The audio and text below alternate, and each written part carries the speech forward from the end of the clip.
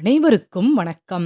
இன்று மலையே உருவான அர்த்தநாரீஸ்வரர் கோவில் பற்றி தெரிந்து கொள்வோம்.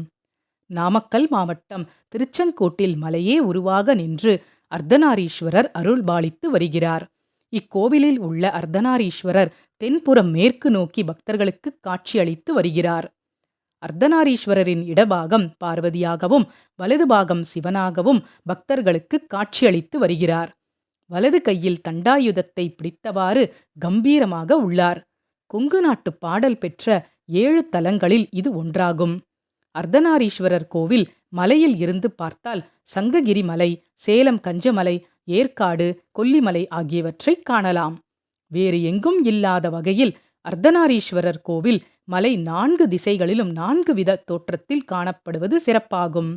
ஒரு புறம் கைலாய மலை போலவும், ஒரு புறம் ஆண் படுத்து இருக்கும் தோற்றத்திலும், ஒரு புறம் பெண் படுத்து இருப்பது போன்ற தோற்றத்திலும், ஒரு புறம் நந்தி போன்றும் காட்சி அளிப்பது விசேஷமாகும். இக்கோவிலில் உள்ள இறைவன் அர்த்தநாரீஸ்வரராக காட்சியளிப்பதைப் போன்றே இந்த மலையும் விளங்கி வருகிறது. பண்டைய நூல்களான தேவாரம், திருவாசகம், பெரிய புராணம், திருப்புகழ், கந்தர் அனுபூதி, கந்தர் அலங்காரம் போன்ற தமிழ் நூல்களில் இத்தலம் பற்றிய குறிப்புகள் இடம்பெற்றுள்ளது. அர்த்தநாரீஸ்வரரை வணங்கினால் குடும்ப பிரச்சனைகள் தீர்ந்து கணவன் மனைவி இடையே உள்ள பிரச்சனைகள் தீரும் என்பது நம்பிக்கை.